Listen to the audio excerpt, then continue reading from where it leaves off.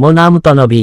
ଯେତେବେଳେ ମୁଁ ବିତି ଯାଇଥିବା ଜୀବନର ବହି ଖୋଲିଲି, ପ୍ରଥମେ ମୋତେ ସେହି ଦିନଗୁଡ଼ିକ ମନେ ପଡ଼ିଲା ଯେତେବେଳେ ଆମେ ଏକ ଛୋଟ କାଚ ଘରେ ରହୁଥିଲୁ, ଯାହାର ଆଙ୍ଗନ କାଦୁଅ ଥିଲା।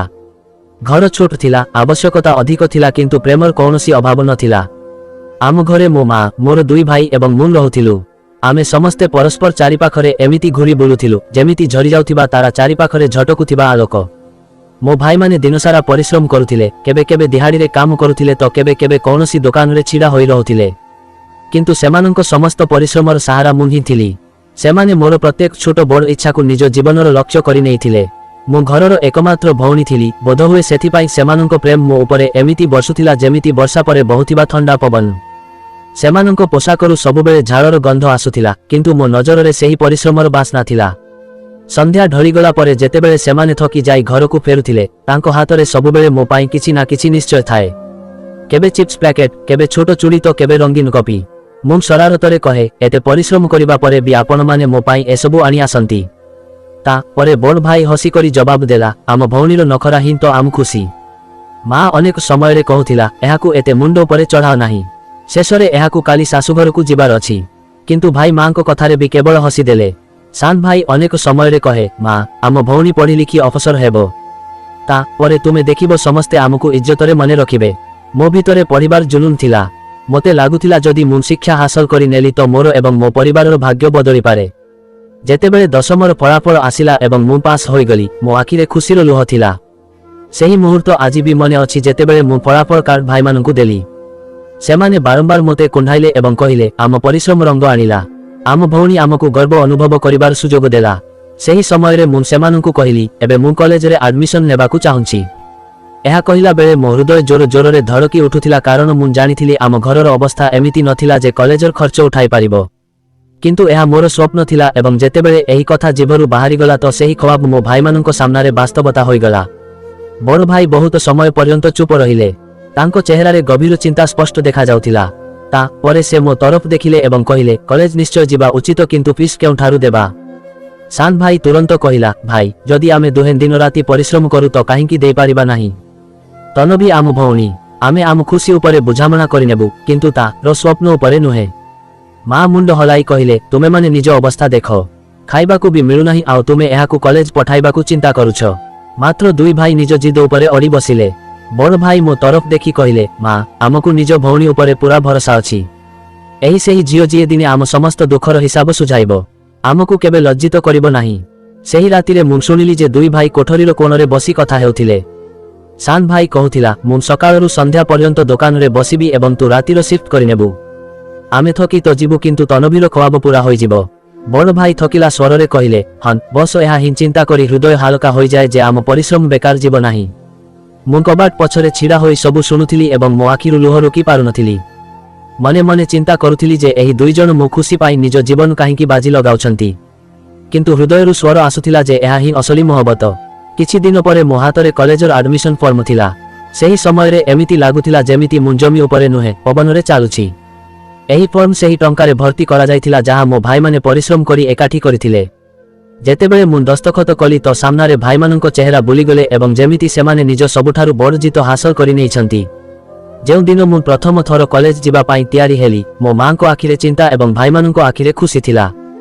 ସାନ ଭାଇ ହସିକରି କହିଲା, ଦେଖିବ, ଦିନେ ଲୋକ କହିବେ ଯେ ଏହା ହିଁ ସେହି ଝିଅ ଯିଏ ନିଜ ଭାଇମାନଙ୍କ ଜୀବନ।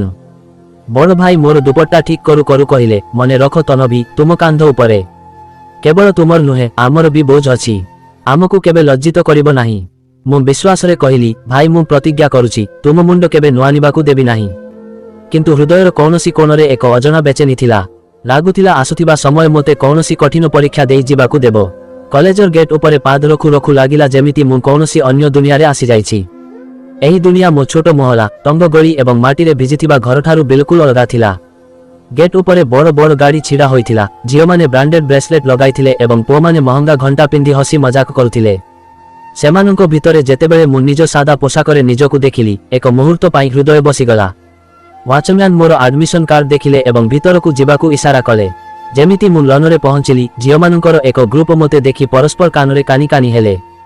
ତାଙ୍କ ଓଠରେ ଅଜୀବ ହସ ଥିଲା। ମୁଁ ନଜର ନୁଆଁଣିଲି ଏବଂ ତୀବ୍ର ଗତିରେ କ୍ଲାସ୍ ତରଫ ବଢ଼ିଗଲି। ପ୍ରଥମ ଦିନ ଏମିତି ହିଁ କଷ୍ଟକର ହୋଇଥାଏ, କିନ୍ତୁ ମୋ ପାଇଁ ଆହୁରି କଠିନ ସାବ୍ୟସ୍ତ ହେଉଥିଲା। କ୍ଲାସରେ ପ୍ରବେଶ କରୁ କରୁ ସମସ୍ତଙ୍କ ନିଗାହ ମୋ ତରଫ ଉଠିଗଲା। ଏକ ପୁଅ କହିଲା, ଲାଗୁଛି ଏହି ନୂଆ ଛାତ୍ରୀ। ଏକ ଝିଅ ଧୀରେ ସେ କହିଲା, କେତେ ସାଧାରଣ ଲାଗୁଛି। ଲାଗୁଛି କୌଣସି ଗରିବ ପରିବାରରୁ ଅଟେ। ତାଙ୍କ କଥା ମୋ କାନକୁ ସ୍ପଷ୍ଟ ପହଞ୍ଚୁଥିଲା। ମୁଁ ଏକ ଖାଲି ସିଟ୍ ଦେଖିଲି ଏବଂ ଯାଇ ବସିଗଲି। ହୃଦୟ ଜୋର ଜୋରରେ ଧଡ଼କି ଉଠୁଥିଲା, କିନ୍ତୁ ମୁଁ ନିଜ ଚେହେରାରେ କୌଣସି ଶିକନ ଆସିବାକୁ ଦେଲି ନାହିଁ। ସେହି ସମୟରେ ଶିକ୍ଷକ ଭିତରକୁ ଆସିଲେ ଏବଂ ସମସ୍ତେ ଶାନ୍ତ ହୋଇଗଲେ। ସେ ନିଜର ପରିଚୟ ଦେଲେ ଏବଂ ନୂଆ ଛାତ୍ରମାନଙ୍କଠାରୁ ବି ନାମ ପଚାରିଲେ। ଯେତେବେଳେ ମୋ ପାଳି ଆସିଲା ତ ମୁଁ ଛିଡ଼ା ହେଲି ଏବଂ କହିଲି, ମୋ ନାମ ତନଭି। ମାଷ୍ଟର ହସି କରି ପଚାରିଲେ, ତୁମକୁ କେଉଁ ବିଷୟରେ ସବୁଠାରୁ ଅଧିକ ଆଗ୍ରହ ଅଛି? ମୁଁ ଜବାବ ଦେଲି ତ ଇଂରାଜୀ ଏବଂ ବିଜ୍ଞାନର। ଶିକ୍ଷକ ବହୁତ ଖୁସି ହେଲେ ଏବଂ କହିଲେ, ବହୁତ ଭଲ, ତୁମେ ପରିଶ୍ରମୀ। ସେହି ମୁହୂର୍ତ୍ତରେ ପ୍ରଥମ ଥର ମୋତେ ଲାଗିଲା ଯେ ବୋଧହୁଏ ଏହି ଜାଗା ମୋ ପାଇଁ ବି ବନିପାରେ। ବାକି ଝିଅମାନଙ୍କୁ ବି ତାରିଫ ମିଳିଲା, କିନ୍ତୁ ଅଧିକାଂଶ ତାଙ୍କ କଥା ତାଙ୍କ ଶାନଦାର ପାରିବାରିକ ବ୍ୟାକଗ୍ରାଉଣ୍ଡ ଉପରେ ଥିଲା। କେହି ନିଜ ପିତାଙ୍କ ବଡ଼ ବିଜନେସ୍ କହୁଥିଲା ତ କେହି ବିଦେଶ ଯାତ୍ରାର କିସା ଶୁଣାଉଥିଲା। ମୁଁ ଚୁପଚାପ ସବୁ ଶୁଣୁଥିଲି। କ୍ଲାସ୍ ପରେ ପ୍ରଥମ ଲେକ୍ଚର ଆରମ୍ଭ ହେଲା। ମୁଁ ନିଜ ନୋଟବୁକ୍ ଖୋଲିଲି ଏବଂ ପୁରା ଲଗନର ସହ ନୋଟ୍ସ ବନାଇବା ଆରମ୍ଭ କରିଦେଲି। ଲେକ୍ଚର ସମୟରେ ସାର ଏକ ପ୍ରଶ୍ନ ପଚାରିଲେ, ଏହି ନଜରିଆର ଅସଲି କାରଣ କ'ଣ? ପୁରା କ୍ଲାସରୁମ୍ ଶାନ୍ତ ହୋଇଗଲା। କାହାକୁ ଜବାବ ଆସିଲା ନାହିଁ। ମୁଁ ଧୀରେ ସେ ହାତ ଉଠାଇଲି। ସାର ମୋ ତରଫ ଦେଖି କହିଲେ, ହଁ ତନଭି। ମୁଁ ହିମ୍ମତ କରି ଜବାବ ଦେଲି। ମୋ ସ୍ୱର ଧିମା ଥିଲା କିନ୍ତୁ ଆତ୍ମବିଶ୍ୱାସରେ ଭରିଥିଲା। ସାର ଖୁସିରେ କହିଲେ, କମାଲ କରିଦେଲ। ଏହା ହିଁ ସଠିକ ଜବାବ ଅଟେ। ତୁମେ ସମସ୍ତେ ଏଥିରୁ ଶିଖିବା ଉଚିତ। ଏହା ଶୁଣି ବାକି କ୍ଲାସର ଚେହେରା ଉପରେ ଅଜୀବ ଭାବ ଆସିଗଲା। କିଛି ଜଣ ଆଶ୍ଚର୍ଯ୍ୟରେ ଦେଖିଲେ ଏବଂ କିଛିଙ୍କ ଚେହେରା ଉପରେ ନାଖୁସି ଝଲକୁଥିଲା। ଏକ ଝିଅ ନିଜ ପାଖରେ ବସିଥିବା ଝିଅକୁ କହିଲା, ଏହି ନୂଆ ଝିଅ ତ ବହୁତ ତେଜ ଲାଗୁଛି। ଦ୍ୱିତୀୟ ଜଣକ ଜବାବ ଦେଲା, ଦେଖିବା କେତେ ଦିନ ପର୍ଯ୍ୟନ୍ତ ଚାଲୁଛି। ବ୍ରେକ୍ ସମୟରେ ସମସ୍ତ ପୁଅ ଝିଅ ଗ୍ରୁପରେ ଛିଡ଼ା ହୋଇ କଥା ହେଉଥିଲେ। ମୁଁ ନିଜ ଲଞ୍ଚ ବକ୍ସ ବାହାର କଲି ଏବଂ ଏକ କୋଣରେ ଯାଇ ବସିଗଲି। ଖାଇଲା ବେଳେ ମୋତେ ଅନୁଭବ ହେଲା ଯେ ଏଠାରେ ମୋର କେହି ନାହାନ୍ତି। ସମସ୍ତେ ନିଜ ନିଜରେ ମସ୍ତ ଥିଲେ। ସେହି ସମୟରେ ପାଖ ଦେଇ ଯାଉଥିବା ଏକ ଝିଅ ମଜାକରେ କହିଲା, କେତେ ବୋରିଂ ଲଞ୍ଚ ବକ୍ସ ତୁମର। ଆମ ସହିତ କ୍ୟାଣ୍ଟିନ୍ କାହିଁକି ଆସୁନାହଁ? ମୁଁ ହସି କରି ମନା କରିଦେଲି। ନା, ମୋତେ ଏଠାରେ ଭଲ ଲାଗେ।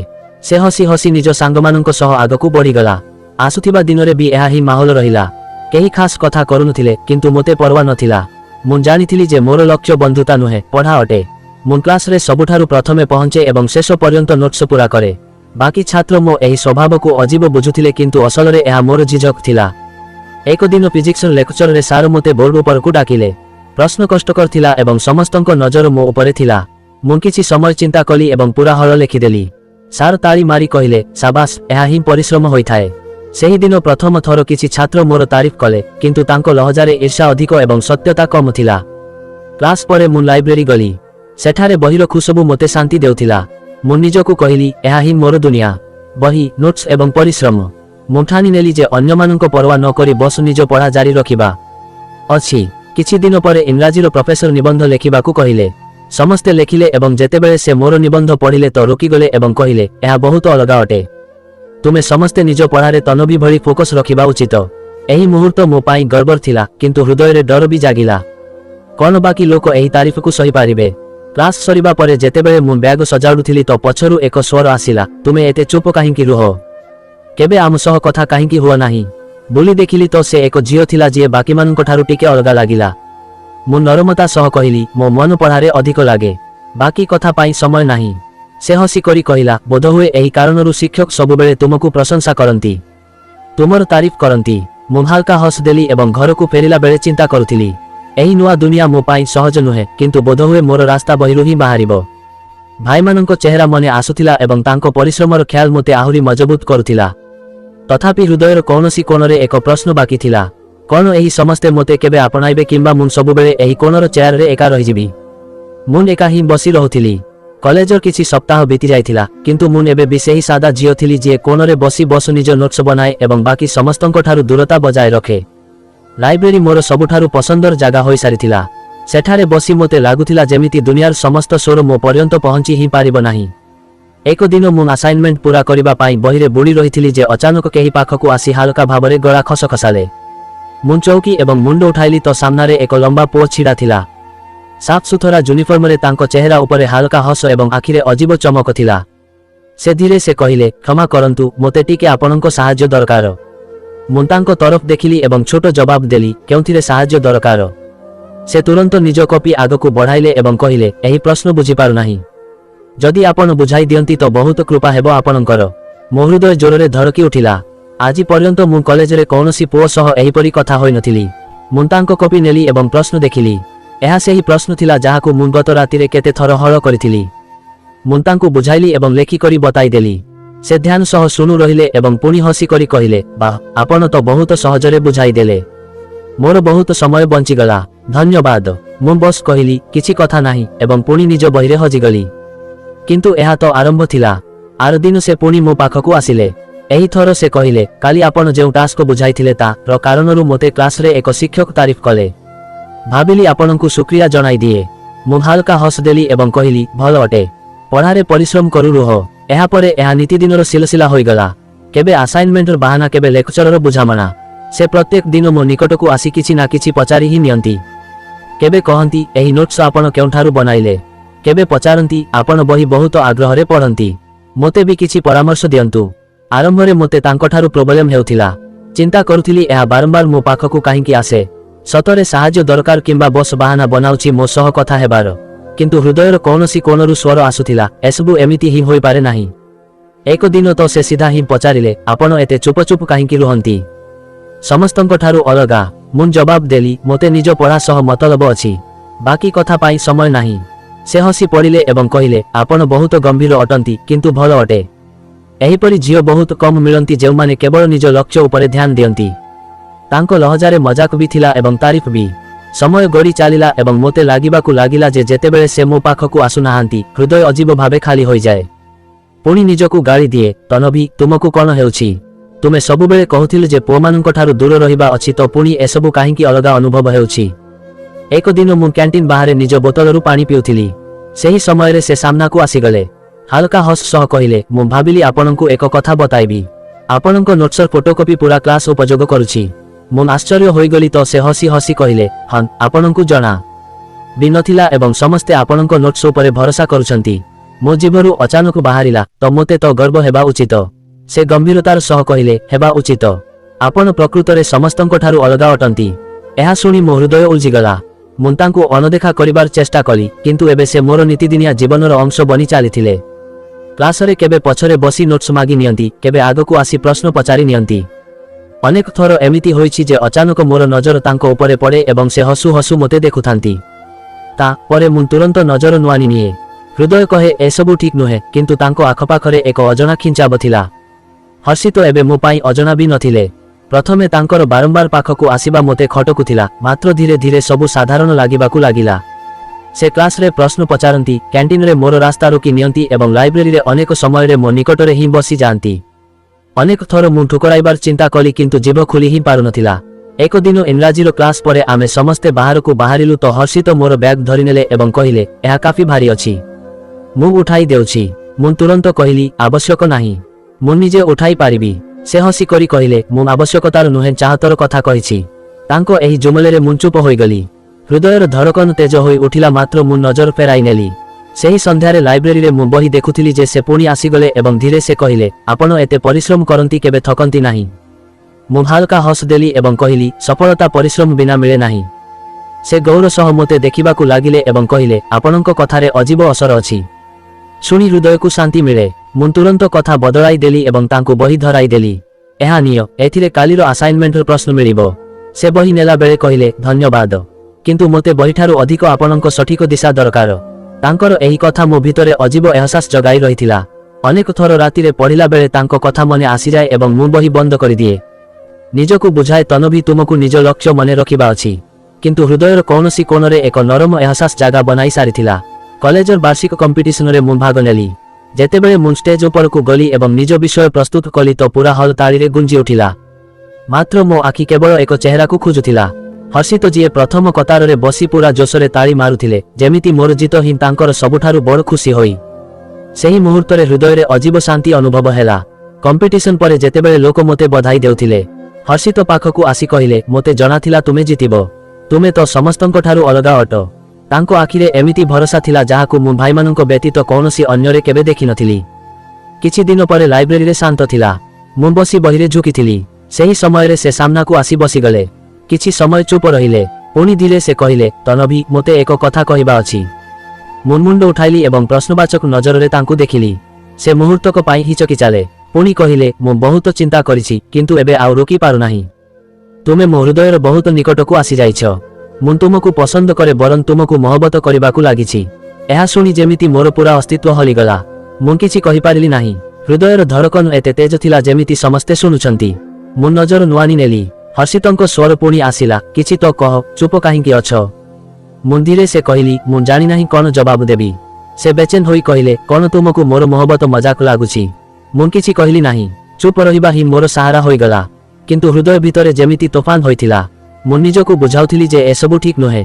ଏହା ମୋ ଖ୍ୱାବ ଏବଂ ଭାଇମାନଙ୍କ ବଳିଦାନର ବିରୁଦ୍ଧରେ ଅଟେ।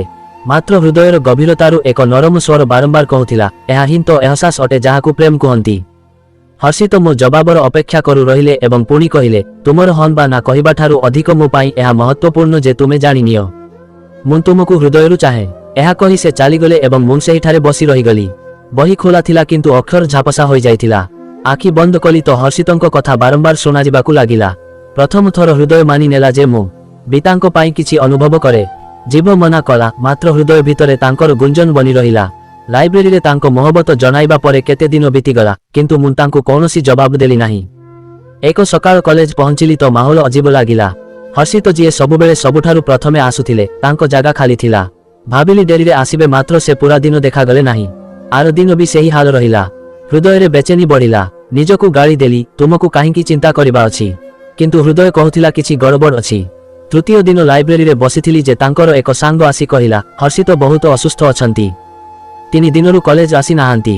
ସେ ବସ୍ ତୁମକୁ ମନେ ପକାଉଛନ୍ତି ଏବଂ କହୁଛନ୍ତି ଯେ ଯଦି ତନଭି ସହ କଥା ନ ହୁଏ ତ ବୋଧହୁଏ ମୁଁ ଠିକ୍ ହୋଇପାରିବି ନାହିଁ। ଏହା ଶୁଣି ମୋ ହାତରୁ ବହି ଖସି ପଡ଼ିଲା। ସେହି ସନ୍ଧ୍ୟାରେ ମୁଁ ସେହି ନମ୍ବର ବାହାର କଲି ଯାହାକୁ ହର୍ଷିତ କିଛି ଦିନ ପୂର୍ବରୁ ଦେଇଥିଲେ, ଯାହାକୁ ମୁଁ କେବେ ଉପଯୋଗ କରିନଥିଲି। କାମ୍ପୁଥିବା ହାତରେ ଡାଏଲ କଲି। ଫୋନ୍ ଉଠାଉ ଉଠାଉ ତାଙ୍କର ଦୁର୍ବଳ ସ୍ୱର ଶୁଣାଗଲା। ମୁଁ କହିଲି, ହର୍ଷିତ। ସେ ତୁରନ୍ତ କହିଲେ, ତନଭି, ତୁମେ ଫୋନ୍ କର। ମୋତେ ବିଶ୍ୱାସ ହେଉନାହିଁ। ମୁଁ ପଚାରିଲି, ତବିୟତ କେମିତି ଅଛି? ସେ ତୁଟିଲା ସ୍ୱରରେ କହିଲେ, ବହୁତ ଖରାପ ଅଛି। ଡାକ୍ତର ଆରାମ କରିବାକୁ କହୁଛନ୍ତି। ମାତ୍ର ମୋତେ ଶାନ୍ତି ସେହି ସମୟରେ ମିଳିବ ଯେତେବେଳେ ତୁମ ସହ କଥା ହେବ। ଯଦି ତୁମେ ମୋ ମହବତକୁ ଅଣଦେଖା କଲ ତ ବୋଧହୁଏ ମୁଁ ବଞ୍ଚିପାରିବି ନାହିଁ। ତୁମେ ଜାଣିବି ନାହଁ ଯେ ତୁମେ ମୋ ପାଇଁ କେତେ ଗୁରୁତ୍ୱପୂର୍ଣ୍ଣ ଅଟ। ତାଙ୍କ କଥା ଶୁଣି ମୋ ହୃଦୟ କାମ୍ପି ଉଠିଲା। ଆଖି ଆଗରେ ଭାଇମାନଙ୍କ ଚେହେରା ଆସିଲା, କିନ୍ତୁ ଆର ମୁହୂର୍ତ୍ତରେ ତାଙ୍କ ଦୁର୍ବଳ ସ୍ୱର ସବୁ ଦବେଇ ଦେଲା। ମୁଁ କହିଲି, ଏହିପରି କଥା କହ ନାହିଁ। ତୁମକୁ ଆରାମ କରିବା ଉଚିତ। ସେ କାନ୍ଦି କାନ୍ଦି କହିଲେ, ମୁଁ ତୁମ ବିନା କିଛି ନୁହେଁ। ଯଦି ତୁମେ ହଁ ନ କଲ ତ ଏହି ରୋଗ ମୋତେ ଶେଷ କରିଦେବ। ତାଙ୍କ କାନ୍ଦିବାର ସ୍ୱର ମୋ ରାତି ବେଚେନ କରିଦେଲା। ବହି ଖୋଲିଲି କିନ୍ତୁ କିଛି ବୁଝିଲି ନାହିଁ। ବସ ତାଙ୍କ ଶବ୍ଦ ଗୁଞ୍ଜୁ ରହିଲା, ମୁଁ ବଞ୍ଚିପାରିବି ନାହିଁ ତନଭି ତୁମ ବିନା। ମୁଁ ନିଜକୁ ବୁଝାଇଲି ଯେ ଏହା ବସ ବାହାନା ଅଟେ। ମାତ୍ର ହୃଦୟ କହେ ଯଦି ସେ ସତରେ ମୋତେ ଚାହାନ୍ତି ତ ଆର ଦିନ କଲେଜ ଗଲି। ଯେମିତି କ୍ଲାସରେ ପ୍ରବେଶ କଲି ହର୍ଷିତ ସେଠାରେ ଥିଲେ। ମାତ୍ର ତାଙ୍କ ଚେହେରା ହଳଦିଆ ଏବଂ ଆଖି ତଳେ କଳା ଦାଗ ଥିଲା। ସେ ପ୍ରକୃତରେ ଅସୁସ୍ଥ ଲାଗୁଥିଲେ। ତାଙ୍କୁ ଦେଖି ମୋ ପାଦ ଅଟକିଗଲା। ପ୍ରଥମ ଥର ମୁଁ ଅନୁଭବ କଲି ଯେ ତାଙ୍କ କଷ୍ଟ ଦେଖି ମୋ ହୃଦୟ ଦୁଃଖ କରୁଛି। କ୍ଲାସ ଶେଷ ହେବା ପରେ ମୁଁ ତାଙ୍କ ପାଖକୁ ଗଲି। ସେ ହସିଲେ ଏବଂ କହିଲେ, ତୁମେ ଆସିଗଲ। ଏହା ହିଁ ମୋର ସବୁଠାରୁ ବଡ଼ ଔଷଧ। ମୁଁ ଗମ୍ଭୀର ହୋଇ କହିଲି, ତୁମକୁ ଡାକ୍ତରଙ୍କ କଥା ମାନିବା ଉଚିତ। ସେ ନରମ ଲହଜାରେ କହିଲେ, ଡାକ୍ତର କ'ଣ ଜାଣିବେ ମୋର ଅସଲି ଔଷଧ ତ ତୁମେ ଅଟ। ଏହା ଶୁଣି ମୋର ଚୁପ ରହିବା ଭାଙ୍ଗିଗଲା। ମୁଁ ନଜର ନୁଆଣି ନେଲି ଏବଂ ଧୀରେ ସେ କହିଲି, ହର୍ଷିତ, ମୁଁ ବି ତୁମ ପାଇଁ କିଛି ଅନୁଭବ କରେ। ବୋଧହୁଏ ଏହା ହିଁ ପ୍ରେମ ଅଟେ। ହର୍ଷିତଙ୍କ ଚେହେରା ଉପରେ ଖୁସିର ଲହରୀ ଖେଳିଗଲା। ସେ ବେସାକ୍ତା ହୋଇ କହିଲେ, କ'ଣ ତୁମେ ସତ କହୁଛ? ମୁଁ ପ୍ରଥମ ଥର ହାଲକା ହସ ସହ କହିଲି, ହଁ। ଏବେ ମୋତେ ବିଶ୍ୱାସ ହେଉଛି ଯେ ହର୍ଷିତ ମୋର ଜୀବନ ଅଟ। ସେହି ମୁହୂର୍ତ୍ତରେ ଏମିତି ଲାଗିଲା ଯେମିତି ବର୍ଷର ଝିଝକ ଏକ ହିଁ କ୍ଷଣରେ ଶେଷ ହୋଇଗଲା। ହୃଦୟ ଭିତରେ ସେହି ଇଜହାର ଗୁଞ୍ଜୁଥିଲା ଯାହାକୁ ମୁଁ ଏତେ ଦିନରୁ ଦବାଇ ରଖିଥିଲି। ମୁଁ ଜାଣିଥିଲି ଯେ ଏହି ନିଷ୍ପତ୍ତି ସହଜ ନୁହେଁ। ମାତ୍ର ସେହି ସମୟରେ ହର୍ଷିତଙ୍କ ଦୁର୍ବଳ ସ୍ୱର, ତାଙ୍କ ଅସୁସ୍ଥ ଅବସ୍ଥା ଏବଂ ତାଙ୍କ ସାଥୀ ମୋ ପାଇଁ ସବୁଠାରୁ ବଡ଼ ସତ୍ୟତା ବନିସାରିଥିଲା। ମହବତର ଇକରାର ହେବା ପରେ ହର୍ଷିତଙ୍କ ଅନ୍ଦାଜ ବି ବଦଳିଗଲା। ଏବେ ସେ କେବଳ କଥା ହିଁ କରୁନଥିଲେ, ବରଂ କେବେ ମୋର ରାସ୍ତାର କି ଛୋଟ ଉପହାର ମୋ ହାତରେ ରଖି ଦେଉଥିଲେ ତ କେବେ ବହି ମଝିରେ କୌଣସି ରଙ୍ଗୀନ ପନ୍ନି କିମ୍ବା ଖୁସବୁ ଲୁଚାଇ ଦେଉଥିଲେ। ଏକ ଦିନ ଯେତେବେଳେ ମୁଁ ନୋଟବୁକ୍ ଖୋଲିଲି ତ ସେଥିରେ ନାଜୁକ ପରଫ୍ୟୁମ୍ ରଖାଥିଲା। ମୁଁ ଡରିଗଲି ଏବଂ ଶୀଘ୍ର ତାଙ୍କୁ ବ୍ୟାଗରେ ଲୁଚାଇ ଦେଲି। ହୃଦୟ କହୁଥିଲା, ଏହି ସବୁ ଜିନିଷ କେତେ ଦାମୀ ଅଟେ।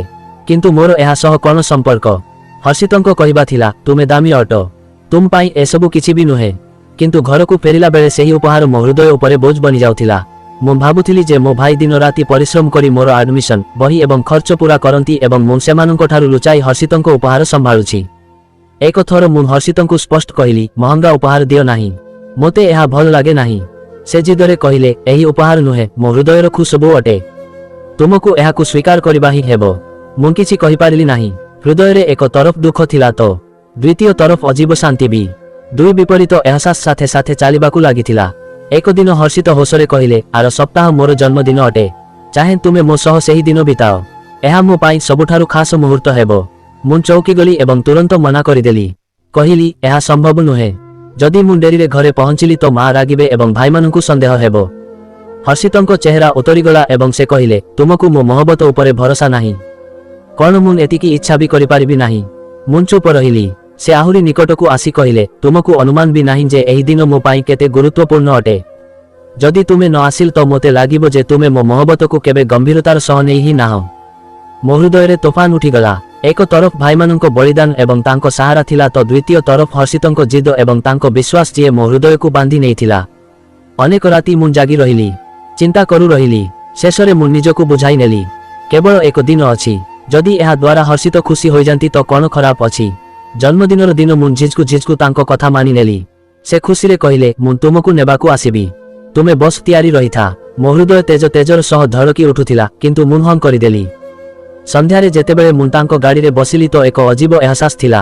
ଗାଡ଼ିର କାଚ ବାହାରେ ସଡ଼କ ଭାଗୁଥିଲା ଏବଂ ଭିତରେ ମୋ ହୃଦୟ କାମ୍ପୁଥିଲା। ହର୍ଷିତ ବାରମ୍ବାର କହୁଥିଲେ, ଆଜି ମୋର ସବୁଠାରୁ ବଡ଼ ଖୁସି ପୂରା ହୋଇଛି। ତୁମେ ମୋ ସହ ଅଛ।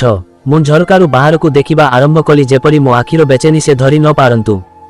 ଏକ ମୁହୂର୍ତ୍ତ ପାଇଁ ହୃଦୟରେ ପ୍ରଶ୍ନ ଉଠିଲା, କ'ଣ ମୁଁ ସତରେ ଠିକ୍ କରୁଛି?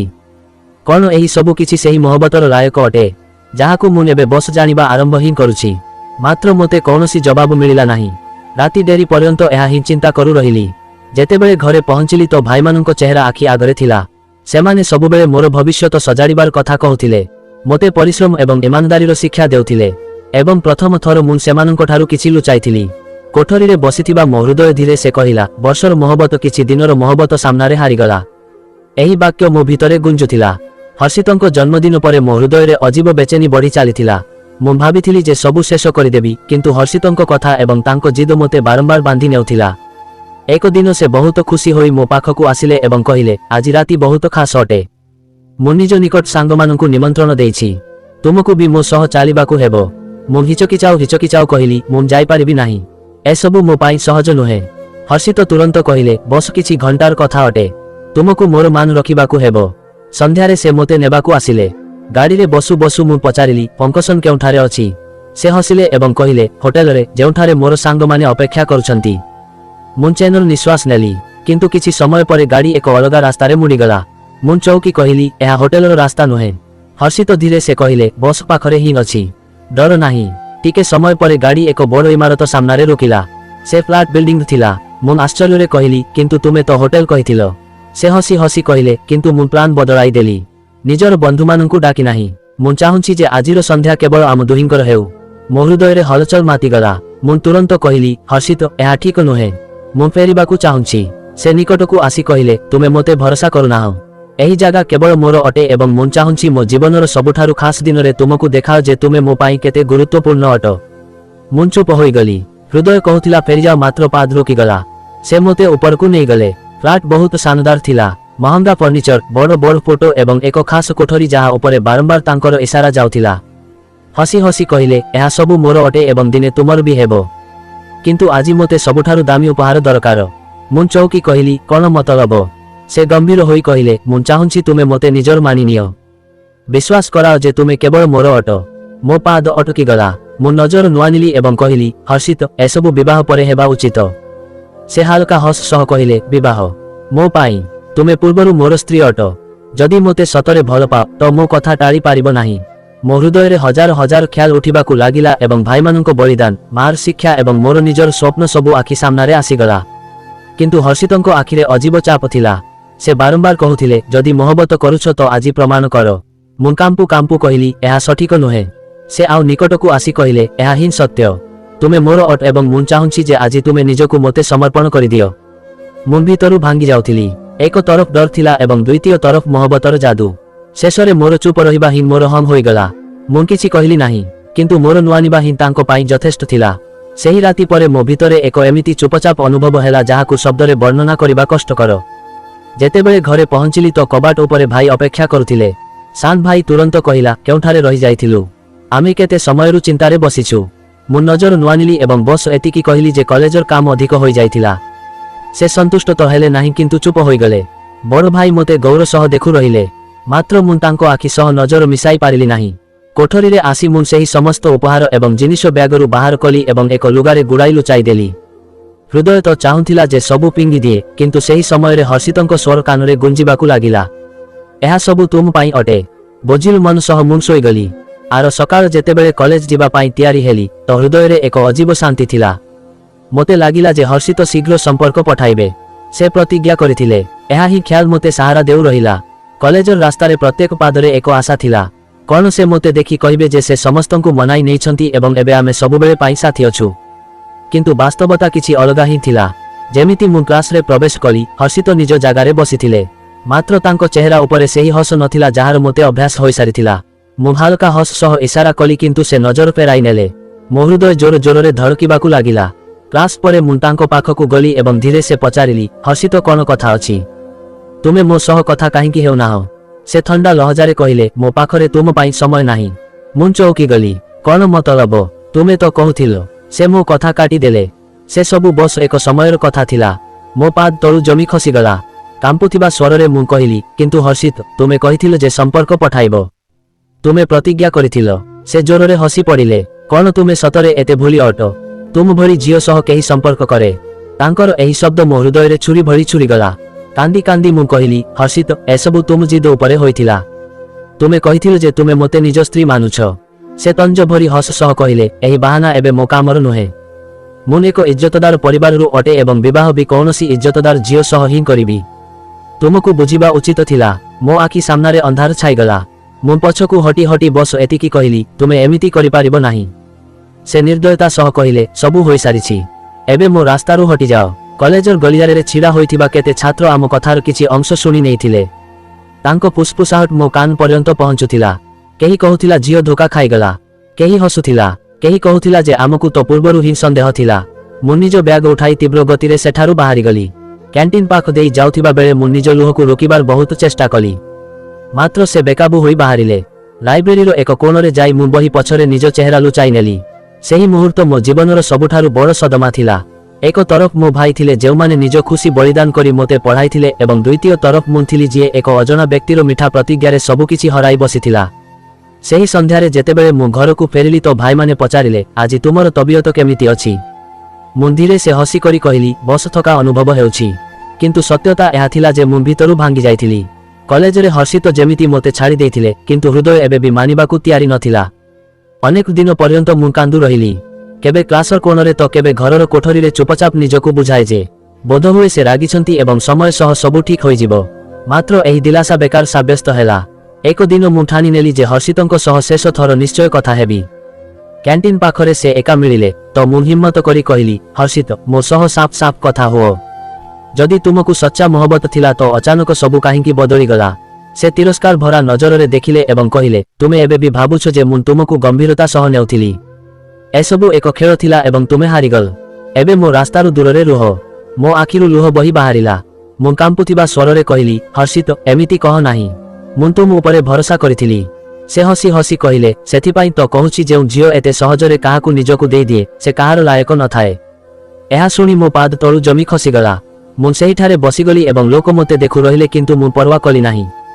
ହର୍ଷିତ ପଛକୁ ନ ଦେଖି ଚାଲିଗଲେ ଏବଂ ମୁଁ ନିଜ ଲୁହରେ ବୁଡ଼ିଗଲି।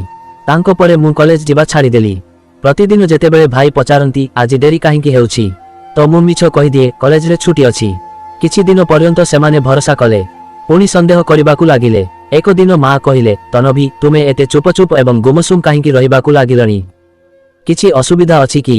ମୁଁ ନଜର ନୁଆଁନି କହିଲି, ନାହିଁ ମା, ବସ ପଢ଼ାର ଚାପ ଅଛି। ମା ମୋ ମୁଣ୍ଡ ଉପରେ ହାତ ଫେରାଇଲେ, କିନ୍ତୁ ତାଙ୍କ ଆଖିରେ ଚିନ୍ତା ସ୍ପଷ୍ଟ ଦେଖାଯାଉଥିଲା। ଭାଇ ବି ପଚାରନ୍ତି, କ'ଣ କଲେଜରେ କିଛି ଅସୁବିଧା ଅଛି? ମୁଁ ହାଲକା ହସ ବନାଇ କହିଲି, ନାହିଁ ଭାଇ, ସବୁ ଠିକ୍ ଅଛି। ହୃଦୟ ଚାହୁଁଥିଲା ଯେ ସବୁ ସତ କହିଦିଏ, ମାତ୍ର ଜିଭ ଉପରେ ତାଲା ଲାଗିଥିଲା। ସମୟ ଗଡ଼ି ଚାଲିଲା ଏବଂ ମୋର ଚୁପ ରହିବା ଗଭୀର ହେଉଗଲା। ନା ପଢ଼ାରେ ମନ ଲାଗେ ନା କାହା ସହ କଥା ହେବାର ସାହସ। ଏହି ମଝିରେ ମୋର ତବିୟତ ବିଗିଡ଼ିବାକୁ ଲାଗିଲା। ଆରମ୍ଭରେ ଲାଗିଲା ଥକା ଅଛି, କିନ୍ତୁ ବାରମ୍ବାର ଚକ୍କର ଆସିବାକୁ ଲାଗିଲା। ଏକ ଦିନ ରୋଷେଇ ଘରେ ପାଣି ନେବାକୁ ଗଲି ତ ଅଚାନକ ଖସି ପଡ଼ିଲି। ମା ଦୌଡ଼ି ଆସିଲେ, ତନଭି, କ'ଣ ହେଲା? ଭାଇ ଡରିଗଲେ। ମୁଁ ଉଠିବାର ଚେଷ୍ଟା କଲି ଏବଂ କହିଲି, କିଛି ନାହିଁ ମା, ବସ୍ ଚକ୍କର ଆସିଗଲା। କିନ୍ତୁ ସତ୍ୟ ଏହା ଥିଲା ଯେ ମୋ ଶରୀର ବି ଏବେ ଏହି କଷ୍ଟକୁ ସହିପାରୁନଥିଲା। ରାତିରେ ଯେତେବେଳେ ସବୁ ଶୋଇ ଯାଆନ୍ତି ତ ମୁଁ ଏକା ବସି କାନ୍ଦେ ଏବଂ ଚିନ୍ତା କରୁ ରହେ। ମୋ ଆଖିରୁ ବହୁଥିବା ଲୁହ ସାକ୍ଷୀ ଦେଉଥିଲା ଯେ ମୁଁ ଭିତରେ ଭିତରେ ଭାଙ୍ଗି ଯାଇଛି। ମାତ୍ର ଜିଭରୁ କିଛି କହିବାର ହିମ୍ମତ ନଥିଲା। ମୋର ଖସୁଥିବା ଅବସ୍ଥା ଶେଷରେ ମୋତେ ସତର ସାମ୍ନା କରିବାକୁ ବାଧ୍ୟ କରିଦେଲା। ଏକ ଦିନ ମୁଁ ଘର ଲୋକଙ୍କୁ ମିଛ କହିଲି ଯେ କଲେଜର କାମ ଅଛି ଏବଂ ସିଧା ନିକଟସ୍ଥ କ୍ଲିନିକରେ ପହଞ୍ଚିଗଲି। ଡାକ୍ତର କିଛି ଟେଷ୍ଟ କରାଇଲେ ଏବଂ ରିପୋର୍ଟ ଦେଖି ଗମ୍ଭୀର ସ୍ୱରରେ କହିଲେ, ଝିଅ, ତୁମେ ଗର୍ଭବତୀ ଅଛ। ଏହା ଶୁଣୁ ଶୁଣୁ ମୋର ନିଶ୍ୱାସ ରୋକିଗଲା। ମୁଁ କାମ୍ପୁଥିବା ସ୍ୱରରେ କହିଲି, ଏହା ସମ୍ଭବ ନୁହେଁ। ଆପଣ ଭୁଲ କରୁଛନ୍ତି। ଡାକ୍ତର ଦୁଃଖ ଭରା ନଜରରେ କହିଲେ, ରିପୋର୍ଟ ମିଛ କହେ ନାହିଁ। ଏବେ ତୁମକୁ ନିଜର ଧ୍ୟାନ ରଖିବାକୁ ହେବ। କ୍ଲିନିକରୁ ବାହାରିଲି ତ ଦୁନିଆ ପୂର୍ବ ଭଳି ଥିଲା। ଗାଡ଼ି ଚାଲୁଥିଲା, ଲୋକ ନିଜ କାମରେ ଲାଗିଥିଲେ। ମାତ୍ର ମୋ ପାଇଁ ସବୁ ଅଟକି ଯାଇଥିଲା। ବାରମ୍ବାର ଏକା କଥା ମୁଣ୍ଡରେ ଗୁଞ୍ଜୁଥିଲା, ମୁଁ ଗର୍ଭବତୀ ଅଟେ। ଘର ପହଞ୍ଚି ମୁଁ ନିଜକୁ କୋଠରୀରେ ବନ୍ଦ କରିଦେଲି। ଆଇନାରେ ନିଜ ଚେହେରା ଦେଖିଲି। ଆଖି ଲାଲ ଥିଲା ଏବଂ ଓଠ କାମ୍ପୁଥିଲା। ନିଜକୁ କହିଲି, ତନଭି, ଏବେ ତୁମ ଜୀବନ ଶେଷ ହୋଇସାରିଛି। ତୁମେ ଭାଇମାନଙ୍କୁ ମୁହଁ ଦେଖାଇବା ଲାୟକ ରହିଲ ନାହିଁ। ରାତିରେ ଯେତେବେଳେ ସବୁ ଶୋଇଗଲେ ତ ମୁଁ ଛାତ ଉପରକୁ ଚାଲିଗଲି। ଆକାଶ ଉପରେ ବାଦଲ ଥିଲା ଏବଂ ପବନରେ ଆର୍ଦ୍ରତା। ମୁଁ ଆକାଶ ତରଫ ଦେଖିଲି ଏବଂ କହିଲି, ହେ ଭଗବାନ, ମୁଁ ବଞ୍ଚିବାକୁ ଚାହେଁ ନାହିଁ। ଏହି ଦଣ୍ଡ ଏବେ ମୋ ଠାରୁ ଆଉ ସହି ହେଉନଥିଲା। ହୃଦୟ ଚାହୁଁଥିଲା ଯେ ସବୁକିଛି ଶେଷ କରିଦିଏ। କିନ୍ତୁ ସେହି ସମୟରେ ମା ଏବଂ ଭାଇମାନଙ୍କ ଚେହେରା ଆଖି ସାମ୍ନାରେ ଆସିଗଲା। ସେହି ଲୋକ ଯେଉଁମାନେ ଦିନରାତି ପରିଶ୍ରମ କରି ମୋର ଖ୍ୱାବ ପୂରା କରିବାକୁ ଚାହୁଁଥିଲେ। କ'ଣ ମୁଁ ସେମାନଙ୍କୁ ଏହିପରି ଛାଡ଼ିପାରିବି? କିଛି ଦିନ ଏହିପରି ଭାରିପଣ ଏବଂ କଷ୍ଟରେ ଗଡ଼ି ଚାଲିଲା। ମୁଁ କଲେଜ ଯିବା ଛାଡ଼ିଦେଲି ଏବଂ ଘରେ ପ୍ରତ୍ୟେକ ସମୟ ଚୁପଚାପ ରହିବାକୁ ଲାଗିଲି। ମା ବାରମ୍ବାର ପଚାରନ୍ତି, ଝିଅ କ'ଣ ହେଲା? ତୁମେ ଏତେ ଶାନ୍ତ କାହିଁକି ଅଛ? ଏବଂ ମୁଁ ବସ୍ କହିଦିଏ, କିଛି ନାହିଁ ମା, ବସ୍ ଥକା ଅଛି। ଭାଇମାନେ ବି ପଚାରିଲେ, କିନ୍ତୁ ମୁଁ ପ୍ରତ୍ୟେକ ଥର କୌଣସି ନା କୌଣସି ବାହାନା ବନାଇ ଦିଏ। ଭିତରେ ଭିତରେ ମୁଁ ଭାଙ୍ଗି ଯାଉଥିଲି। ଏକ ଦିନ ମୁଁ ନିଷ୍ପତ୍ତି ନେଲି ଯେ ଏବେ ଆଉ ସହି ପାରିବି ନାହିଁ। ମୁଁ ଏହି ବୋଝ କାହା ସହ ବାଣ୍ଟି ପାରିବି ନାହିଁ। ରାତିରେ ଏକ ଛୋଟ ବ୍ୟାଗ ବାହାର କଲି। ସେଥିରେ କିଛି ଲୁଗା ରଖିଲି ଏବଂ ଚୁପଚାପ କବାଟ ଖୋଲି ବାହାରକୁ ବାହାରିଗଲି। ମା ଏବଂ ଭାଇ ଗଭୀର ନିଦରେ ଥିଲେ। ତାଙ୍କ ଚେହେରା ଦେଖି ହୃଦୟରେ ହୃଦୟରେ କହିଲି, ମୋତେ କ୍ଷମା କରିଦେବ। ଆଖିରୁ ଲୁହ ବହୁଥିଲା, କିନ୍ତୁ ପାଦ ପଛକୁ ହଟିଲା ନାହିଁ। ଅନ୍ଧାର ଗଳି ଦେଇ ଯାଉ ଯାଉ ମୁଁ ସହର ତରଫ ବାହାରିଗଲି। ମନରେ ବସ୍ ଏହା ହିଁ ଖ୍ୟାଲ ଥିଲା ଯେ ସବୁ ଶେଷ କରିଦିଏ। ବାରମ୍ବାର ନିଜକୁ କହେ, ଏହି ପିଲା ଗୁନାହ ଅଟେ। ଯଦି ମୁଁ ଏହାକୁ ଶେଷ କରିଦେଲି ତ ବୋଧହୁଏ ସବୁ ସହଜ ହୋଇଯିବ। ସହର ପହଞ୍ଚି ମୁଁ ଏକ ଶସ୍ତା ହୋଷ୍ଟେଲ ଖୋଜିନେଲି। ଛୋଟ କୋଠରୀ ଥିଲା, କିନ୍ତୁ ମୋତେ ଲାଗିଲା ଏହା ହିଁ ମୋର ପନାହଗାହ ଅଟେ। ରାତିରେ ବିଛଣା ଉପରେ ଶୋଇଲି ତ ନିଦ ଆଖିରୁ ବହୁତ ଦୂରରେ ଥିଲା। ଭାବିଲି ଯେ କାଲି ଯାଇ ସବୁ ଶେଷ କରାଇଦେବି। କିନ୍ତୁ ସେହି ରାତିରେ ନିଦରେ ମୁଁ ଏକ ସ୍ୱପ୍ନ ଦେଖିଲି। ଏକ ବୃଦ୍ଧ ଧଳା ପୋଷାକରେ ଝଟକୁଥିବା ଚେହେରା ନେଇ ମୋ ସାମ୍ନାରେ ଛିଡ଼ା ଥିଲେ। ତାଙ୍କର ସ୍ୱର ବହୁତ ନରମ ଥିଲା କିନ୍ତୁ ହୃଦୟକୁ ଗଭୀରତାରୁ ଛୁଉଁଥିଲା। ସେ କହିଲେ, ତନଭି, ତୁମେ ପୂର୍ବରୁ ହିଁ ଏକ ବଡ଼ ଗୁନାହ କରିସାରିଛ। ଏବେ ଆଉ କର ନାହିଁ। ଏହି ପିଲା ତୁମର ପରୀକ୍ଷା ଅଟେ, ତୁମର ଦଣ୍ଡ ବି ଏବଂ ତୁମର କ୍ଷମା ବି। ଯଦି ଏହାକୁ ଶେଷ କରିବ ତ ଭଗବାନଙ୍କୁ କ'ଣ ଜବାବ ଦେବ? ମୁଁ ଡରି ଯାଇ ଉଠିଗଲି। ପୁରା ଶରୀର ଝାଳରେ ଭିଜି ଯାଇଥିଲା ଏବଂ ହୃଦୟ ଜୋର ଜୋରରେ ଧଡ଼କି ଉଠୁଥିଲା। କୋଠରୀର ଶାନ୍ତିରେ ତାଙ୍କ ଶବ୍ଦ ଗୁଞ୍ଜୁଥିଲା। ମୁଁ ଚେହେରା ହାତରେ ଢାଙ୍କି ନେଲି ଏବଂ କାନ୍ଦି କାନ୍ଦି କହିଲି, ହେ ଭଗବାନ, ମୁଁ ଦୁର୍ବଳ ଅଟେ। ମୁଁ ପାପୀ ଅଟେ। କିନ୍ତୁ ଏବେ ଆଉ ଏକ ପାପ କରିବି ନାହିଁ। ଧୀରେ ଧୀରେ ମୁଁ ସେହି ଅଜଣା ସହରରେ ନିଜକୁ ସମ୍ଭାଳିବା ଆରମ୍ଭ କଲି। ହୋଷ୍ଟେଲର ଛୋଟ କୋଠରୀ ମୋର ଶରଣ ଥିଲା, କିନ୍ତୁ ଏକଲା ରହିବା ପ୍ରତିଦିନ ମୋତେ କାଟିବାକୁ ଲାଗିଲା। ଖର୍ଚ୍ଚ ପୂରା କରିବା କଷ୍ଟକର ହେଉଥିଲା, ନହେଲେ ମୁଣ୍ଡ ଲୁଚାଇବାର ଜାଗା ବି ଛଡ଼ାଇ ନିଆଯାଆନ୍ତା। ଏକ ଦିନ ଖବରକାଗଜରେ ଚାକିରିର ବିଜ୍ଞାପନ ଦେଖିଲି। ଏକ ପ୍ରାଇଭେଟ ସ୍କୁଲକୁ ଶିକ୍ଷକର ଆବଶ୍ୟକତା ଥିଲା। ଦରମା ଅଧିକ ନଥିଲା, କିନ୍ତୁ ଏତିକି ଥିଲା ଯେ ଭଡ଼ା ଏବଂ ଖାଇବା ଚାଲିପାରିବ। ଇଣ୍ଟରଭ୍ୟୁ ଦେବାକୁ ଗଲି ତ ପ୍ରିନ୍ସିପାଲ ରିଜ୍ୟୁମେ ଦେଖିଲେ। କିଛି ପ୍ରଶ୍ନ ପଚାରିଲେ ଏବଂ କହିଲେ, ଆମକୁ ପରିଶ୍ରମୀ ଶିକ୍ଷକ ଦରକାର। ଆପଣ କାଲିଠାରୁ କାମ ଆରମ୍ଭ କରନ୍ତୁ। ମୋ ହୃଦୟ ଖୁସିରେ ଭରିଗଲା, ଯେମିତି ଅନ୍ଧାରରେ ଆଲୋକ ଦେଖାଗଲା ହଉ। ପ୍ରଥମ ଦିନ ଯେତେବେଳେ କ୍ଲାସରେ ଗଲି ତ ପିଲାମାନେ ସ୍ୱର କରୁଥିଲେ। ତାଙ୍କ ମାସୁମ ଏବଂ ଶରାରତୀ ଚେହେରା ଦେଖି ହୃଦୟକୁ ଏକ ଅଜୀବ ଶାନ୍ତି ମିଳିଲା। ବୋଧହୁଏ ତାଙ୍କ ମାସୁମିୟତ ହିଁ ମୋ ଉଦାସୀକୁ କିଛି ସମୟ ପାଇଁ କମ କରିଦେଉଥିଲା। ଦିନ ବିତିଗଲା। ସକାଳେ ସ୍କୁଲ, ମଧ୍ୟାହ୍ନରେ ହୋଷ୍ଟେଲର ଶାନ୍ତ କୋଠରୀ ଏବଂ ରାତିରେ ଏକା ରହି ଉପରବାଲାଙ୍କୁ ଲମ୍ବା ପ୍ରାର୍ଥନା। ମୁଁ ମୋର ମୁଣ୍ଡ ନୁଆଁନି କହିଲି, ହେ ଭଗବାନ, ମୋର ଭୁଲର ଦଣ୍ଡ ମୋତେ ମିଳିସାରିଛି, କିନ୍ତୁ ମୋ ପିଲାକୁ କ୍ଷମା କରିଦିଅ, ତାର ହିଫାଜତ କର। ମାସ ବିତିଗଲା ଏବଂ ମୋର ପେଟ ବଢ଼ିବାକୁ ଲାଗିଲା। ହୋଷ୍ଟେଲର ଝିଅମାନେ ପରସ୍ପର କାନରେ କାନି କାନି କରନ୍ତି, କିନ୍ତୁ କେହି ମୋତେ ପ୍ରଶ୍ନ କରୁନଥିଲେ। ମୁଁ ନିଜକୁ ସମସ୍ତଙ୍କଠାରୁ ଦୂରରେ ରଖିଲି। ହୃଦୟ ବସ୍ ଏହା ହିଁ ପ୍ରାର୍ଥନା କରେ ଯେ ଏହି ପିଲା ମୋ ପାଇଁ ଆଶା ବନୁ, ବୋଝ ନୁହେଁ। ଶେଷରେ ସେହି ଦିନ ବି ଆସିଗଲା ଯେତେବେଳେ ମୋତେ ହସ୍ପିଟାଲ ନିଆଗଲା। ଚିତ୍କାର ଏବଂ ପ୍ରାର୍ଥନାର ମଝିରେ ମୁଁ ଏକ ପୁଅକୁ ଜନ୍ମ ଦେଲି। ତାର ପ୍ରଥମ ସ୍ୱର ଶୁଣୁ ଶୁଣୁ ମୋ ଆଖିରୁ ଲୁହ ବହି ବାହାରିଲା। ମୁଁ କାମ୍ପୁଥିବା ହାତରେ ତାଙ୍କୁ କୋଳରେ ନେଲି। କିନ୍ତୁ ସେହି ସମୟରେ ଡାକ୍ତର ଗମ୍ଭୀର ଚେହେରାରେ କହିଲେ, ଆପଣଙ୍କ ପିଲା ଅପାହିଜ ଅଟେ। ଏହା ଶୁଣି ଲାଗିଲା ଯେମିତି କେହି ମୋ ହୃଦୟକୁ ଚିରି ଦେଇଛି। ମୁଁ କାମ୍ପୁଥିବା ଓଠରେ ବସ୍ ପଚାରି ପାରିଲି, କ'ଣ ମତଲବ? ଡାକ୍ତର ଦୁଃଖରେ କହିଲେ ଯେ ତୁମର ପିଲା ଶାରୀରିକ ରୂପରେ ପୁରା ନୁହେଁ, ବୋଧହୁଏ ସେ କେବେ ସାଧାରଣ ପିଲାମାନଙ୍କ ଭଳି ଚାଲି ବୁଲି ପାରିବ ନାହିଁ। ଏହା ଶୁଣି ମୋତେ ଲାଗିଲା ଯେମିତି ମୋ ଉପରେ ପାହାଡ଼ ଭାଙ୍ଗି ପଡ଼ିଛି। ମୁଁ ଆଶା ସହ ତାଙ୍କ ଚେହେରାକୁ ଦେଖିଲି। ତାଙ୍କ ଆଖିରେ ମାସୁମିୟତ ଥିଲା, କିନ୍ତୁ ଶରୀର ବହୁତ ଦୁର୍ବଳ ଥିଲା। ସେହି ମୁହୂର୍ତ୍ତରେ ମୋତେ ଲାଗିଲା ଯେ ଏହା ମୋର ପାପର ଦଣ୍ଡ ଅଟେ। ଭଗବାନ ମୋର ହିସାବ ଦୁନିଆରେ ହିଁ ନେଇଗଲେ। ହୋଷ୍ଟେଲ ଫେରି ପିଲାର ଯତ୍ନ ନେବା ମୋ ପାଇଁ ସବୁଠାରୁ ବଡ଼ ପରୀକ୍ଷା ବନିଗଲା। ସ୍କୁଲରୁ ଫେରି ଫେରି ମୁଁ ବହୁତ ଥକିଯାଏ, କିନ୍ତୁ ଯେମିତି ନିଜ ପୁଅକୁ ଦେଖେ ହୃଦୟ ତରଳିଯାଏ। ମୁଁ ତାଙ୍କ ଛୋଟ ହାତ ଧରି କହେ, ପୁଅ, ତୁମେ ନିର୍ଦ୍ଦୋଷ। ଏହା ସବୁ ମୋର ଭୁଲର ପରିଣାମ ଅଟେ, କିନ୍ତୁ ତୁମେ ମୋ ପାଇଁ ସବୁଠାରୁ ଦାମୀ ଅଟ। ରାତିରେ ଯେତେବେଳେ ସେ କାନ୍ଦେ ତ ମୁଁ ବି ତାଙ୍କ ସହ କାନ୍ଦି ପଡ଼େ। କେବେ ତାଙ୍କୁ କୋଳରେ ନେଇ ଝୁଲାଇ ଦିଏ, କେବେ ଆଖି ବନ୍ଦ କରି ପ୍ରାର୍ଥନା କରେ ଯେ ହେ ଭଗବାନ, ମୋତେ ସାହସ ଏବଂ ହିମ୍ମତ ଦିଅ ଯେପରି ମୁଁ ଏହି ପିଲାର ସାହାରା ବନିପାରେ। ସ୍କୁଲର ଦରମା ମାମୁଲି ଥିଲା, ଖର୍ଚ୍ଚ ବଢ଼ି ଚାଲିଥିଲା। ଅନେକ ଥର ଭାବିଲି ସବୁ ଛାଡ଼ିଦିଏ, କିନ୍ତୁ ପୁଅର ମାସୁମ ଚେହେରା ମୋର ହିମ୍ମତ ବଢ଼ାଇ ଦିଏ। ମୁଁ ନିଜକୁ ବୁଝାଏ ଯେ ଏହା ହିଁ ମୋର ପରୀକ୍ଷା ଅଟେ ଏବଂ ମୋତେ ଏହାକୁ ନିଭାଇବାକୁ ହେବ। ଏକ ଦିନ ପ୍ରିନ୍ସିପାଲ ମୋତେ ଡାକି କହିଲେ, ତନଭି, ତୁମେ ପରିଶ୍ରମୀ ଅଟ, କିନ୍ତୁ ଅନେକ ସମୟରେ ତୁମର ତବିୟତ ଦୁର୍ବଳ ଲାଗେ। ଯଦି ଏମିତି ଚାଲୁ ରହେ ତ ଆମକୁ ନୂଆ ଶିକ୍ଷକ ଖୋଜିବାକୁ ହେବ। ମୁଁ ମୁଣ୍ଡ ନୁଆଁନି କହିଲି, ମୁଁ ପୁରା ଚେଷ୍ଟା କରିବି ଯେ ଆପଣଙ୍କୁ ଅଭିଯୋଗର ସୁଯୋଗ ନ ମିଳୁ। ବାହାରୁ ଲୁହ ରୋକିବା କଷ୍ଟକର ହୋଇଗଲା, କିନ୍ତୁ ମନେ ମନେ ଜାଣିଥିଲି ଯେ ଚାକିରି ଗଲେ ତ ମୋର ପିଲା ଏବଂ ମୁଁ ସଡ଼କ ଉପରେ ଆସିଯିବୁ। ମୁଁ ପ୍ରତ୍ୟେକ ଦିନକୁ ପରୀକ୍ଷା ମାନି ଗଡ଼ାଇବା ଆରମ୍ଭ କଲି। ମୋ ହୃଦୟରେ ବାରମ୍ବାର ଏହା ହିଁ ଖ୍ୟାଲ ଆସେ ଯେ ଏହି ପିଲା ମୋର ପାପର ଦଣ୍ଡ ଅଟେ, କିନ୍ତୁ ବୋଧହୁଏ ଏହା ହିଁ ମୋର କ୍ଷମା ବି ଲୁଚି ଅଛି। ଯେତେବେଳେ ରାତିରେ ମୁଁ ତାଙ୍କୁ କୋଳରେ ନେଇ ଲୋରି ଦିଏ ଏବଂ ସେ ହସନ୍ତି ତ ସେହି ହସ ମୋର ସାହାରା ବନିଯାଏ। ଧୀରେ ଧୀରେ ମୋର ଜୀବନ ସେହି ପିଲା ଚାରିପାଖରେ ବୁଲିବାକୁ ଲାଗିଲା। ସ୍କୁଲର ଥକା, ହୋଷ୍ଟେଲର ଏକଲା ରହିବା ଏବଂ ଅସୁବିଧା ନିଜ ଜାଗାରେ ଥିଲା, କିନ୍ତୁ ତାଙ୍କ ଛୋଟ ଛୋଟ ହାବଭାବ ମୋର ସମସ୍ତ ଥକା ଦୂର କରିଦେଉଥିଲା। ଦିନ ଗଡ଼ି ଚାଲିଲା, ସେ ବୋର୍ ହେବାକୁ ଲାଗିଲେ। ଯେତେବେଳେ ତାଙ୍କ ଛୋଟ ହାତ ମୋର ଆଙ୍ଗୁଠି ଧରନ୍ତି ତ ହୃଦୟକୁ ଶାନ୍ତି ମିଳେ। କିନ୍ତୁ ଏକ ଦିନ ସେ ତେଜ ଜ୍ୱରରେ ତପୁଥିଲେ। ମୁଁ ପୁରା ରାତି ତାଙ୍କ ପାଖରେ ବସି ରହିଲି, କେବେ ପାଣି ପିଆଏ, କେବେ ପ୍ରାର୍ଥନା କରେ। ଅଚାନକ ସେ କାନ୍ଦି କାନ୍ଦି ପ୍ରଥମ ଶବ୍ଦ କହିଲେ, ଭଗବାନ। ଏହା ଶୁଣି ମୋ ଆଖିରୁ ଲୁହ ବହି ବାହାରିଲା। ମୁଁ ତାଙ୍କୁ ଛାତିରେ ଲଗାଇଲି ଏବଂ କହିଲି, ପୁଅ, ତୁମ ଜିଭରୁ ବାହାରିଥିବା ପ୍ରଥମ ଶବ୍ଦ ମୋର ଭଗବାନ ଅଟେ। ଏହା ମୋ ପାଇଁ ଇସାରା ଅଟେ ଯେ ସେ ଏବେ ବି ମୋତେ ମନେ ରଖିଛନ୍ତି। ସେହି ମୁହୂର୍ତ୍ତରେ ନିଜ ଦୁଇ ହାତ ଯୋଡ଼ି ନିଜ ଆଣ୍ଠୁ ଉପରେ ବସିଗଲି ଏବଂ କାନ୍ଦି କାନ୍ଦି କହିଲି, ହେ ଭଗବାନ, ମୁଁ ପାପ କରିଛି। ନିଜ ଇଜ୍ଜତ ହରାଇଲି, ନିଜ ଭାଇମାନଙ୍କ ଭରସା ଭାଙ୍ଗିଲି, କିନ୍ତୁ ଏହି ପିଲା ତୋ ତରଫରୁ ଦିଆଯାଇଛି। ମୋତେ କ୍ଷମା କରିଦିଅ, ମୋତେ ଏକ ଆଉ ସୁଯୋଗ ଦିଅ। ସେହି ଦିନ ପରେ ମୋର ଚିନ୍ତା ବଦଳିଗଲା। ମୁଁ ଠାନି ନେଲି ଯେ ଏହି ପିଲା ମୋର ଶକ୍ତି ଅଟେ। ମୁଁ ଏହାକୁ ଦୁର୍ବଳତା ବନିବାକୁ ଦେବି ନାହିଁ। ସ୍କୁଲରେ ଆଉ ଅଧିକ ପରିଶ୍ରମ କରିବାକୁ ଲାଗିଲି। ହୋଷ୍ଟେଲରେ ତାଙ୍କର ପ୍ରତ୍ୟେକ ଆବଶ୍ୟକତା ପୂରା କରିବାକୁ ଲାଗିଲି। ଦରମା କମ୍ ଥିଲା, କିନ୍ତୁ ପ୍ରତ୍ୟେକ ଟଙ୍କା ପିଲା ଉପରେ ଖର୍ଚ୍ଚ କଲି। ନିଜ ସହ ପ୍ରତିଜ୍ଞା କଲି, ତନଭି, ଏବେ ତୁମକୁ ଭାଙ୍ଗିବା ନାହିଁ। ତୁମକୁ ଏହି ପିଲାକୁ ପାଳିବାକୁ ହେବ। ସମୟ ସହ ସେ ବଡ଼ ହେଉଗଲେ। ଭଲେ ହିଁ ଅସୁସ୍ଥ ଏବଂ ଦୁର୍ବଳ ଥିଲେ, କିନ୍ତୁ ତାଙ୍କ ହସ ମୋ ଜୀବନର ଆଲୋକ ଥିଲା। ମୁଁ ତାଙ୍କୁ ଗଳ୍ପ ଶୁଣାଏ ଏବଂ ସେ ନିଜ ମାସୁମ ସ୍ୱରରେ ବାରମ୍ବାର ଭଗବାନ ଦୋହରାନ୍ତି। ତାଙ୍କର ସ୍ୱର ମୋତେ ମନେ ପକାଇ ଦିଏ ଯେ ଭଗବାନ ମୋତେ ଏକା ଛାଡ଼ି ନାହାନ୍ତି। ରାତିରେ ପ୍ରାର୍ଥନା କରେ ଏବଂ ଏହା ହିଁ କହେ, ହେ ଭଗବାନ, ମୁଁ ଦୁନିଆର ମହବତରେ ଧୋକା ଖାଇଲି ଏବଂ ପାପ କଲି, କିନ୍ତୁ ଏବେ ମୋତେ କେବଳ ତୋର ମହବତ ଦରକାର। ମୋତେ ନିଜ ପିଲାର ଭବିଷ୍ୟତ ସଜାଡ଼ିବା ଅଛି। ଏକ ଦିନ ସ୍କୁଲରୁ ଫେରିଲା ବେଳେ ଏକ ଝିଅ ମୋତେ ରୋକିଲା ଏବଂ କହିଲା, ଶିକ୍ଷକ, ଆପଣ ସବୁବେଳେ ଥକିଲା ଲାଗନ୍ତି, ତଥାପି ସମସ୍ତଙ୍କୁ ପଢ଼ାନ୍ତି। ଆପଣ ଏତେ ପରିଶ୍ରମ କାହିଁକି କରନ୍ତି? ମୁଁ ହସି ହସି କହିଲି, କାରଣ ଜୀବନ ପରିଶ୍ରମ ବିନା ଚାଲେ ନାହିଁ ଏବଂ କିଛି ସମ୍ପର୍କ ଏମିତି ହୋଇଥାଏ ଯେଉଁମାନଙ୍କ ପାଇଁ ମଣିଷ ପ୍ରତ୍ୟେକ କଷ୍ଟ ସହିନିଏ।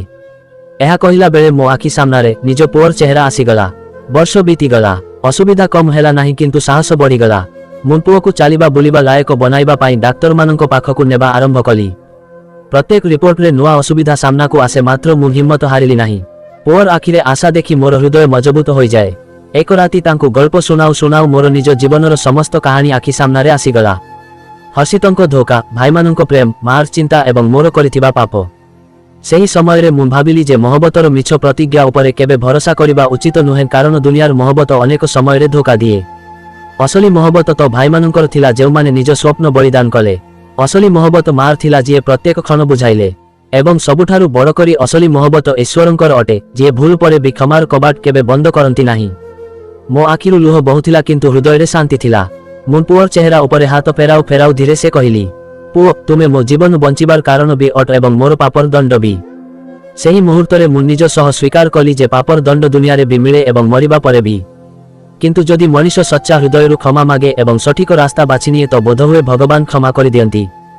ଆଜି ଯେତେବେଳେ ମୁଁ ପଛକୁ ବୁଲି ନିଜ ଜୀବନକୁ ଦେଖୁଛି ତ ହୃଦୟ କହେ, କାଶ ସମୟ ଫେରିଆସନ୍ତା ତ ମୁଁ ହର୍ଷିତ ଭଳି ଧୋକାବାଜ ଉପରେ କେବେ ଭରସା କରନ୍ତି ନାହିଁ।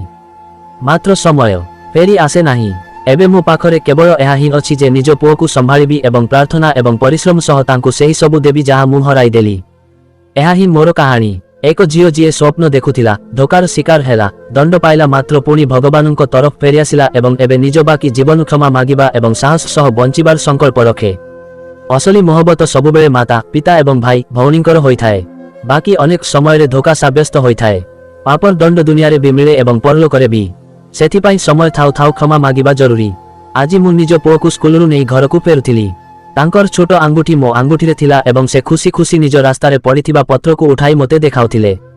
तांको हस देखि मते लागिला जे बोधहुए भगवान सतरे मते एक नुआ सुजोग देउछंती। मु ठानी नेली जे एबे डर एवं लज्जाकु पछरे छाड़िबाकु हेबो। मते निज भाईमानंकु सबु सत कहिबाकु हेबो। मु सबुबेले सेमानंक ठारु दौड़ु रहिली, किंतु एबे दौड़िबा बंद करिबा अछि। सेही रातिरे मु निज भाई एवं मां को कोठरीरे डाकिली। मो हृदय तेजरे धड़की उठुथिला, आखिरे लुह आसीगला। मु कांपुथिबा स्वररे कहिली, भाई मां, मु बहुत बड़ पाप करिछि। आपण समस्तंक परिश्रम एवं भरोसा भांगिछि, किंतु मु एबे आउ मिछ जीवन बंची पारिबि नाही। मां चौकी कहिले, झियो कोन कथा अछि, तू एते काहिंकी कांदुछु। मु सबु किछि कहिदेली। हर्षितंक नाम, तांको धोखा, मोर एका सहर छाड़ी चली जिबा, पिलार जन्म एवं तार रोग पर्यंत सबु किछि कहि कहि मोर गळा भरिगला। मु जमी उपरे बसिगली एवं हाथ जोड़ी कहिली, भाई मां, जदि चाहुंछ तो मते छाड़ी दियो, घृणा कर, किंतु मु आपण समस्तंकु क्षमा मागुछि। मु जाहा कली तार दंड भगवान मते देई सारिछंती। एबे मते बस आपण समस्तंक सहारा दरकार। कोठरीरे किछि समय शांति रहिला। मोर बड़ भाई मो निकटकु आसिले एवं मो मुंड उपरे हाथ रखी कहिले, तनभी आमे तो उपरे रागी तो निश्चय अछु, किंतु तो बिना अधूरा अछु। तू आमर दायित्व अटु। तू भूल कलु, किंतु भूल मानि नेबा भी हिम्मतर काम अटे। मां कांदी कांदी मते कुंढाई नेले, कहिले, झियो तुमे आमकु सबु कहिदेल, एहा ही सबुठारु बड़ कथा अटे। एबे आमे सबु मिसी तो पिलार पालन पोषण करिबु। मोर लुह अटकु ही नथिला। हृदय हालका होइगला जेमिति वर्षर बोझ उतरिगला हो।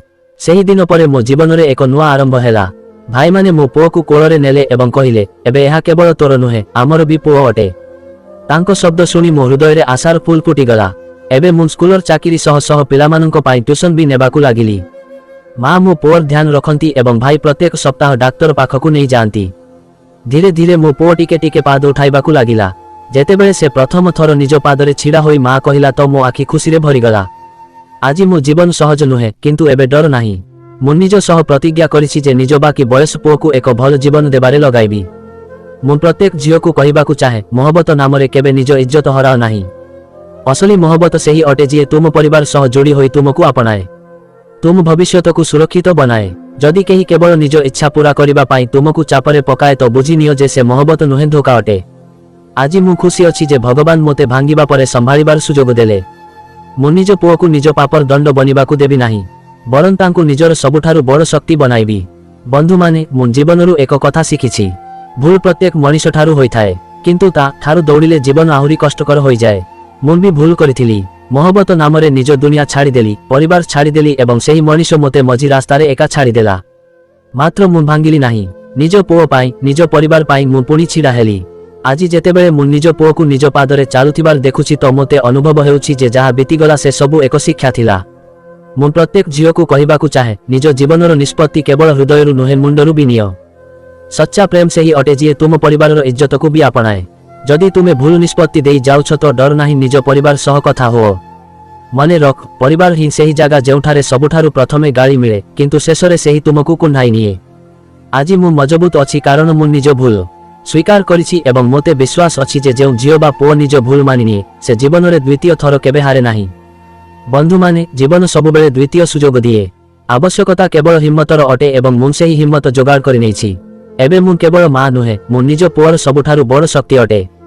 हन तो बंधु माने, आमर आजिर एही कहानी आपनकु केमिति लागिला कमेंट करि निश्चय बतांतु। एवं एहीपरि कहानी सुनिबा पाई आपण आम चैनल टीआर हिंदी कहानी को सब्सक्राइब करंतु।